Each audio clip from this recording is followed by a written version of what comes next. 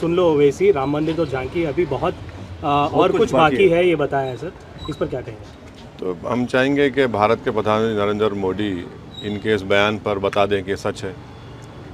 जब उनका कैबिनेट का मंत्री इस तरह की बकवास कर रहा है तो देश के प्रधानमंत्री की ये एक मॉरल रिस्पॉन्सिबिलिटी बनती है, कलेक्टिव रिस्पॉन्सिबिलिटी बनती है कि वो अपने इस मिनिस्टर के बयान की तस्दीक कर दें। वो क्या कह रहा है, सच कह रहा है क्या आप काशी, मथुरा, टीली वाली मस्जिद, सुनहरी मस्जिद, जितने आरएसएस के पास जो 30-35 हज़ार मसाजिद के लिस्ट है, क्या वो सब ले लेंगे क्या आप लोग? तो देश के प्रधानमंत्री की जिम्मेदारी है कि वो अपने मिनिस्टर के इस बयान के ऊपर देश को बताएं कि उनकी पॉलिसी क्या है। लेकिन सर, आपने भी 2 दिन पहले एक स्टेटमेंट दिया जहां पे आपने कहा कि एक मस्जिद तो आपने खो चुकी है, बाकी मस्जिद भी are also under attack, and आप कह रहे हैं कि सभी लोगों को एक साथ इकट्ठा होकर लड़ना चाहिए। आपके बयान को प्रोवोकेटिव माना जा रहा है सर, और कम्युनल माना जा रहा है, और आपके ऊपर केस भी दर्ज हुआ है सर। देखिए, नहीं, केस तो दर्ज होते रहता है क्योंकि मेरा नाम असदुद्दीन ओवैसी है। जहाँ तक मेरी बात है, मेरी जो स्पीच हुई है वो सच्चाई पर मुबन्नी है। क्या बाबरी मस्जिद को 6 दिसंबर के दिन डिमोलिश नहीं किया गया था? और जब डिमोलिश किया गया था तो किसी एक को भी सज़ा नहीं हुई, और मोदी सरकार ने डिसीजन के खिलाफ अपील क्यों नहीं की? क्या ये बात सच नहीं है कि अगर 6 दिसंबर को मस्जिद नहीं शहीद की जाती तो कोर्ट का जजमेंट क्या आता? क्या ये बात सच नहीं है कि बग़ैर मुस्लिम पक्ष को बताए ताले खोले गए? जब कंप्यूटर नहीं था तो चंद मिनट की हियरिंग में जज साहब ने 26 या 25 पेज का ऑर्डर दे दिया, और बाद में वही जज साहब ने अपनी किताब में लिखा कि उनको ऊपर से इशारा मिला क्योंकि उन्होंने अपने कोर्ट की दीवार पर एक काले बंदर को देखा। क्या ये बात सच नहीं है कि जब जीबी पंत उत्तर प्रदेश के मुख्यमंत्री थे, रात के अंधेरे में बाबरी मस्जिद में मूर्तियां रख दी गई, उसके बाद मस्जिद को बंद कर दिया गया? ये फैक्ट है, सुप्रीम कोर्ट का जजमेंट फैक्ट है। इसीलिए हमने जब सुप्रीम कोर्ट का जजमेंट आया था, हमने कहा था कि सुप्रीम कोर्ट का जजमेंट बिलीफ के ऊपर आया है, और हमको इस बात का उस वक्त अप्रीहेंशन था, जो अब सच साबित हो रहा है अनफॉर्चुनेटली, कि आप देख रहे हैं कि मुख्तलिफ मसाजिद के ऊपर केसेस डाले जा रहे हैं। तो ये मैं जो कह रहा हूँ फैक्ट है, वो मैं मानता हूँ सुप्रीम कोर्ट जजमेंट, जैसा जस्टिस जे एस वर्मा ने कहा था कि supreme court is supreme but not infallible. अब आप मेरे को बताइए, टीले वाली मस्जिद का किस्सा क्या है? 200 साल पुरानी मस्जिद है, और लुटियंस जब बना रहे थे दिल्ली को तो उसको छोड़कर बनाया गया। तो पहले वहाँ पर गाँवों को हासिल किया गया और मस्जिद को कोई हाथ नहीं लगाए। आप मस्जिद के ऊपर नोटिस देते हैं। तो ऐसे कई मसाजिद हैं जहाँ पर संघ परिवार से ताल्लुक़ रखने वाले लोग या उनकी आइडियोलॉजी से अपने आप को करीब मानने वाले लोग इस तरह के कोशिशें कर रहे हैं। तो अगर मैं इन कोशिशों को देश के सामने रख रहा हूँ तो मैं समझता हूँ कि मैं तो सच्चाई का काम कर रहा हूँ, बता रहा हूँ। और हम नरेंद्र मोदी सरकार से जानना चाहते हैं कि 1991 का प्लेसेस ऑफ वर्शिप एक्ट जो है, उस पर भारत के प्रधानमंत्री और उनकी सरकार का क्या मौक़िफ़ है? क्यों नहीं केंद्र सरकार, वज़ीर आज़म, प्रधानमंत्री नरेंद्र मोदी ये कह देते हैं कि हम 91 के प्लेसेस ऑफ वर्शिप एक्ट को फॉलो करेंगे, उसको अबाइड करेंगे? ख़त्म, किस्सा ख़त्म कर दीजिए ना। जब आप 91 के एक्ट को मानेंगे तो सब किस्से ख़त्म हो जाएंगे। मैं आज भी कह रहा हूं कि जिस दिन देश के प्रधानमंत्री ये चाहेंगे कि कोई मस्जिद के ऊपर कोई तमाशा ना हो, सब ख़त्म हो जाएगा। और तीसरी बात यह है कि बीजेपी से ताल्लुक़ रखने वाले एक कॉन्स्टिट्यूशनल फंक्शनरी है महाराष्ट्र के deputy chief minister Devendra Fadnavis, और वो ये कह रहे हैं कि उनके लिए बड़ा खुशी का दिन था क्योंकि 6 दिसंबर को वहाँ पर थे और बाबरी मस्जिद को शहीद कर दिया गया। अरे भाई, आप डिप्टी चीफ मिनिस्टर हैं, आप संविधान के ऊपर, आइन के ऊपर ओथ लिए हैं, और आप जिस दिन डिमोलिशन हुआ था उसको आप कह रहे हैं कि बड़ा अच्छा काम हुआ। वो प्रोवोक नहीं कर रहे हैं, वो इंसाइट नहीं कर रहे हैं, एक डिप्टी सीएम रहकर इस तरह की बकवास कर रहे हैं। और अगर देवेंद्र फडणवीस को इतना हिम्मत अब आ गई है तो कोर्ट में जाकर कहना था कि हाँ मैंने तोड़ा मस्जिद को, कहना था ना। आपने नहीं कहा, डर के नहीं कहा आपने, और किसी को सज़ा नहीं हुई उसमें। तो डिप्टी सीएम है तो जाके कोर्ट ने बोलना था कि हाँ मैंने तोड़ा था। अब जितने लोग जो बोल रहे हैं, शिवसेना के लोग को बोल रहे हैं, बोलिए जाकर कोर्ट को क्यों नहीं कहा आपने? इकबाल जुर्म कर लेते वहाँ पर। भाई अगर आप डरते क्यों हैं जेल से? और ये प्राइम मिनिस्टर की सरकार ने उस क्रिमिनल जजमेंट के खिलाफ अपील नहीं की, और दूसरा एकनाथ शिंदे जिसको बीजेपी सपोर्ट कर रही है, वो कह रहे हैं कि जो दरगाह है बरसों से, माने 200 साल 300 साल से दरगाह है, बोल रहे उसको हम चेंज कर देंगे। अरे भाई, आप मुख्यमंत्री है महाराष्ट्र के, आपकी नज़र में सब बराबर होना चाहिए, चाहे किसी का मज़हब हिंदू हो या मुसलमान हो, ईसाई हो, दलित हो, या फिर आपके बौद्ध मज़हब के हो या सिख हो। और आप एक समुदाय की, और वो भी मुख्यमंत्री रहते हुए, एक डिप्टी सीएम रहते हुए इस तरह की बकवास कर रहे हैं। तो ये मुख्यमंत्री, डिप्टी चीफ मिनिस्टर और जो मोदी कैबिनेट के मंत्री हैं, इन लोगों के हौसले इसलिए बढ़ चुके हैं क्योंकि जो जजमेंट आया है बाबरी मस्जिद के क्रिमिनल ट्रायल का और टाइटल डिस्प्यूट का जो मसला, तो उसके बाद ये लोग इनके हौसले बहुत बढ़ चुके हैं, इसलिए इस तरह की बातें कर रहे हैं, अनारकी फैलाने की, इंसाइट करने की, प्रोवोक करने की। एक डिप्टी सीएम है, एक मुख्यमंत्री और एक यूनियन मिनिस्टर है। तो ये सब जिम्मेदारी देश के वजीर आज़म नरेंद्र मोदी पर आती है कि वो देश को बताएं क्या उनकी सरकार की क्या पॉलिसी है, बताएं हमको। सर, कांग्रेस एमपी अब्दुल खलीक ने, कांग्रेस एमपी अब्दुल खलीक ने 22 जनवरी को राम मंदिर का इनॉग्रेशन है, आप इस सवाल उठा रहे हैं कोर्ट के जो, तो क्यों नहीं उठा सकते? सर मैं जब तक जिंदा रहूंगा 6 दिसंबर याद दिलाता रहूंगा। क्या सुप्रीम नहीं, सुनिए, मैं सुप्रीम कोर्ट का जजमेंट फाइनल है, तो क्या मैं 6 दिसंबर की याद नहीं दिलाऊं? 6 दिसंबर अगर नहीं होता तो जजमेंट क्या आता? गलती क्या है बोलने में? गोली मारेंगे क्या? गोली चला चुके हैं गाड़ी पे, अभी और चलाइए, और क्या करना है? मगर मेरा फ्रीडम एक्सप्रेशन है, मैं एक सवाल तो उठा रहा हूं। अगर आप बोलेंगे नहीं उठा सकते, तो कि भाई ये क्या इजराइल है या फिर आपको ये नॉर्थ कोरिया है? जमहूरियत है, मेरा इख्तियार है, मेरा हक़ है, मैं ये सवालात उठा रहा हूँ, मैं चाहता हूँ कि हुकूमत जवाब दे इन सवालात का। सर, कांग्रेस एमपी अब्दुल खलीक ने योगी सरकार से सवाल किया है सर कि जो अयोध्या में धन्नीपुर मस्जिद का भी शिलान्यास करेंगे क्या? वो खलीक साहब से खुद पूछ लीजिए, मैं उस पार्टी का ना उनका कोई तर्जुमान हूँ। सर, ये सुप्रीम कोर्ट का जजमेंट आप बोल रहे हैं कि फाइनल है, आगे भी जो ज्ञान वापी का अभी चल रहा है और कृष्ण, ये सुन लीजिए कृष्ण, आप जो मथुरा ईदगाह की बात कर रहे हैं, आज से 55 साल पहले मुसलमान और हिंदू भाई बैठकर उसमें तस्वीया कर लिए, कोर्ट रजिस्टर्ड एग्रीमेंट कराए। अब आप बताइए, जब 1965 में 1965 में एग्रीमेंट हो गया और 2024 में आज आप आकर कहते हैं कि हम उस फैसले को नहीं मानते, तो प्लेस ऑफ वर्शिप एक्ट की फिर क्या माने हैं? इसीलिए मैं डिमांड कर रहा हूं कि देश के वजीर आजम की जिम्मेदारी है, कि उनकी गवर्नमेंट की जिम्मेदारी है कि वो खुलकर कह दें कि 1991 का प्लेसेस ऑफ वर्शिप एक्ट हमारे लिए एक बहुत अहम चीज़ है, हम उसके लिए उसके ऊपर स्टैंड बाई करते। सुप्रीम कोर्ट ने तो बाबरी मस्जिद केस में कहा ना इसके बारे में, ये हमारे बेसिक स्ट्रक्चर का हिस्सा सुप्रीम कोर्ट ने कहा था। अब आप कहां जाके रुकेंगे? आपको मालूम स्वामी विवेकानंदा ने क्या कहा था एक बड़ी इबादतगाह के बारे में? अगर वो बोलूंगा तो फिर तनाजा हो जाएगा। क्या बोला था सर? आप पढ़ लीजिए, आप लोग पढ़ते नहीं तो मैं क्या करूं? सर, पार्लियामेंट चुनाव आने वाले हैं सर, को कम्युनल कहा, आपके स्टेटमेंट को कम्युनल कहा जा रहा है and you are trying to divide, bring a divide among. ऐसा है ना, असदुद्दीन ओवैसी ही इस मुल्क का सबसे बदनाम आदमी है, बाकी सब राजा हरिश्चंद्र की औलाद है, दूध के धुले हुए हैं, इनसे कोई गुनाह हो ही नहीं सकता, इनसे कुछ हो ही नहीं सकता। भाई, गांधी के कत्ल से लेके 2002 के गुजरात तक, उत्तर प्रदेश में बुलडोजर से लेके एनकाउंटर में हथकड़ियां हैं गोली मारने से, सब जिम्मेदार मैं हूं, दूसरे नहीं है।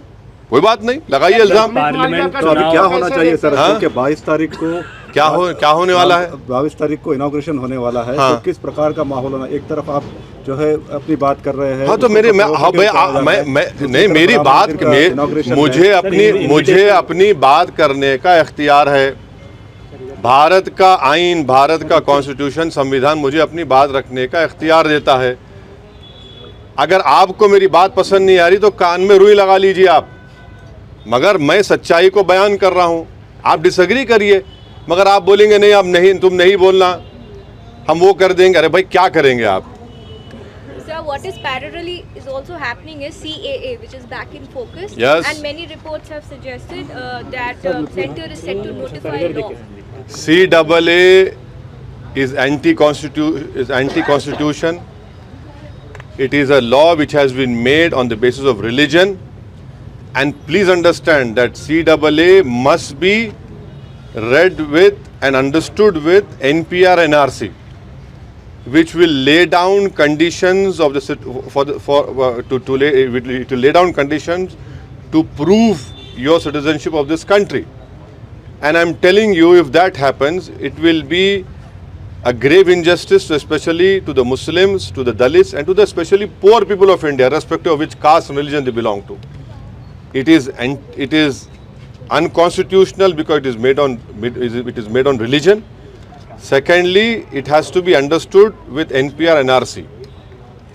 But sir, somebody who is genuinely a resident of this country, regardless of the religion, do they have to also fear? Isn't it fear mongering that's being put by the opposition as? Why is the BJP not accepting the Supreme Court monitored NRC in Assam? Why? It was a Supreme Court monitored. Why are they disagreeing? Why is that Chief Minister saying that he will do it again? You cannot make a law on the basis of religion, and especially citizenship. You want to give citizenship to the Hindus of Pakistan, Afghanistan, Nepal, other South Asian countries, feel free to do that. No one stops you. But to make a law, you have to understand Citizen Amendment Act with NPR and NRC. You have to see those conditions which have been put there. This will be a grave disaster. Sir parliament चुनाव आने वाले हैं sir, BJP का बड़ा plan है राम मंदिर के inauguration के बाद 25 जनवरी से 25 मार्च तक मेगा कैंपेन करेंगे, लोगों को डिवोटी जो भी आ रहे हैं ये एक बड़ा तो कर रहे हैं वो लोग। और सर इस देखिए, बार उनका स्लोगन है इस बार 400 पार और तीसरी बार मोदी सरकार। देखिए 1989 में अरे तुम रैली फैन बना रहे, 1989 में बीजेपी को बाबरी मस्जिद याद आई, उसको क्या बोलते हैं, पालनपुर रेजोल्यूशन। उससे पहले ना विश्व हिंदू परिषद बात करी, उससे पहले ना महात्मा गांधी उसके बारे में बात करे, ना वल्लभ भाई पटेल बात करे, ना तिलक बात करे। 1989 में बीजेपी पालनपुर रेजोल्यूशन में राम मंदिर का रेजोल्यूशन पास करी। ये बात आपको समझना है, आप लोगों को देश को समझना है। उससे पहले इनको याद नहीं था, विश्व हिंदू परिषद बनी 1960s में, उसमें नहीं था ये। पालनपुर का रेजोल्यूशन 89 में बना। अब जाहिर है बीजेपी तो इसी पे पॉलिटिक्स कर रही है ना। आप नौजवान बेरोजगार है, 2 करोड़ नौकरियां देते बोले, अब प्राइम मिनिस्टर बोल रहे कि हम फरवरी तक 13 लाख देंगे। महंगाई आसमान को छू रही है, मगर आप ये इशू को उठाएंगे। लोग बोल रहे हमारे को खाना नहीं है, तो आप कुछ और देना चाह रहे। ये उनका असल है, एजेंडा ये है। 2000 स्क्वायर किलोमीटर पर चीन घुस के बैठा हुआ है, 65 में से 25 पेट्रोलिंग पॉइंट हम खो चुके हैं, उसमें देशभक्ति याद नहीं आती। हाँ, आप ये बात कर रहे हैं तो ये देश देख रहा है। सर नए amended law hit and run को लेकर काफ़ी विवाद चल रहा है सर। हिट एंड रन का जो लॉ है, मैं पार्लियामेंट में खड़े होकर इसकी मुखालिफत करा था, मैं स्पीच भी डाला उसकी। क्रिमिनल जूरिस्प्रूडेंस में आप 2 साल से 10 साल कर देंगे, ये क्या है भाई? ये क्या बनाना चाह रहे इस मुल्क को आप? ठीक है वो गलत है, क्राइम है, मगर 10 साल कैसा करेंगे आप? और उसमें आप बेल नहीं होंगी। मैं उस वक्त वार्न करा था लोकसभा में मेरी स्पीच में, मगर 306 आप लोग आज हवा में उड़ रहे हैं, ज़मीन पे पैर ही नहीं है आपके। अब जब पूरे ट्रक ड्राइवर्स निकल गए और पूरा शहर जाम हो गए, शहरा जाम हो गए, रोड पे पेट्रोल नहीं, डीजल नहीं, तो जब इनको ख्याल आया क्यों प्राइम मिनिस्टर मोदी और अमित शाह आवाम रोड पे निकले डरते हैं लोग। अबे पार्लियामेंट में हम बोले आपको वार्न करें मत करो ये काम आप, मगर आप नहीं सुने। मैं फिर से कह रहा हूँ, ये जो नया तीनों फौजदारी के कानून लाए, ये रोलेट एक्ट की याद दिलाता है।